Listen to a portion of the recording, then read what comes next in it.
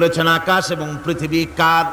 হে নবী, আপনি বলুন সেই মহান স্রষ্টার, যিনি রহমতকে, করুণাকে, ভালোবাসাকে নিজের জন্য প্রয়োজনীয় করেছেন।